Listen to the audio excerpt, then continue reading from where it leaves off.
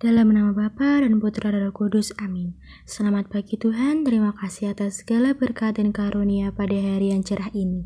Sekarang Engkau berkati diriku yang akan menyelesaikan tugas. Semoga dari awal, pertengahan hingga akhir tugas aku kerjakan ini dapat bermanfaat bagi diriku dan membuatku terus mau belajar. Engkau juga berkati dosen yang akan menilai, kiranya Engkau beri berkat dan keselamatan dan Engkau beri karunia untuk bisa tetap mengajar diriku dengan baik. Doa ini kami tujukan padamu melalui perantaraan Putramu terkasih Tuhan kami Yesus Kristus. Amin. Santo Fransiskus Asisi, doakanlah kami. Dalam nama Bapa dan Putra dan Roh Kudus. Amin. Halo semua, selamat pagi. Di sini saya akan menjelaskan materi bahasa Indonesia mengenai pengembangan paragraf atau alinea. Yang pertama akan kita bahas yaitu deskripsi pengembangan paragraf. Deskripsi adalah paragraf yang memaparkan suatu objek secara rinci dan dilengkapi ilustrasi yang membuat pembaca seolah melihat, mendengar, dan mengamati objek yang sedang diceritakan.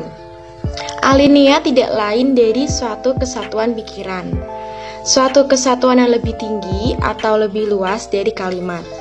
Walaupun prinsipnya sebuah alinea harus terdiri dari rangkaian kalimat-kalimat, tetapi ada juga alinea yang terdiri dari satu kalimat.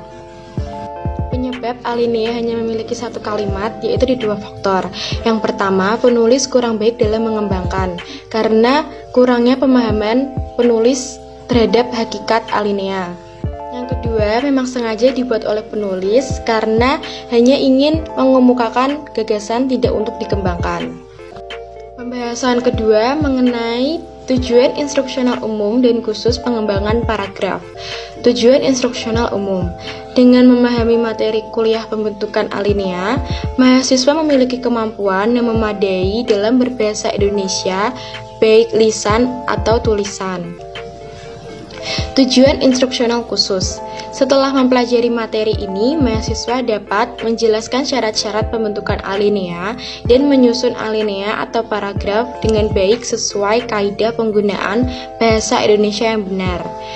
Pembahasan yang ketiga mengenai syarat-syarat pembentukan paragraf atau alinea. Yang pertama, kesatuan.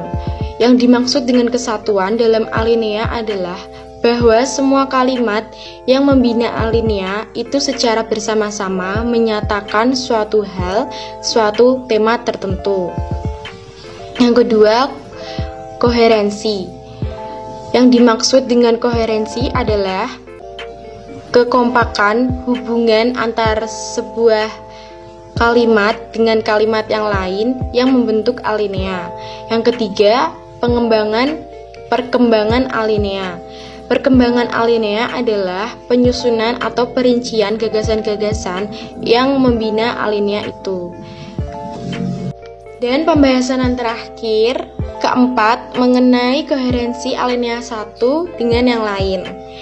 Syarat kedua yang harus dipenuhi oleh sebuah alinea adalah bahwa alinea itu harus mengandung koherensi atau kepaduan yang baik.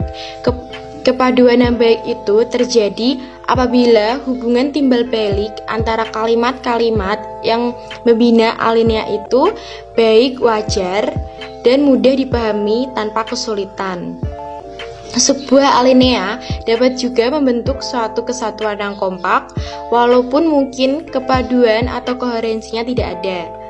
Kesatuan tergantung dari sejumlah gagasan bawahan yang bersama-sama menunjang sebuah gagasan utama yang biasanya dinyatakan dalam sebuah kalimat topik. Nah, demikian pembahasan mengenai pengembangan paragraf atau alinea yang dapat saya sampaikan. Terima kasih. Selamat pagi, berkah dalam, Tuhan memberkati. Bye-bye, sampai jumpa. Dalam nama Bapa dan Putra dan Roh Kudus, amin. Selamat pagi Tuhan, terima kasih Engkau telah melindungi aku dalam mengerjakan tugas pada hari ini. Mungkin banyak kekurangan dalam tugasku, tapi aku yakin dan percaya bahwa tugas ini adalah hasil terbaik dari yang aku bisa. Sekarang juga berkati dosen akan melanjutkan aktivitas di hari ini, dan berkati juga diriku yang akan melanjutkan aktivitas pada hari ini. Engkau berkati dan engkau sertai selalu. Doa ini kami hujukan padamu melalui perantaraan putramu terkasih Tuhan kami Yesus Kristus. Amin. Santa Francescus Assisi, doakanlah kami. Dalam nama Bapa dan Putra dan Roh Kudus. Amin.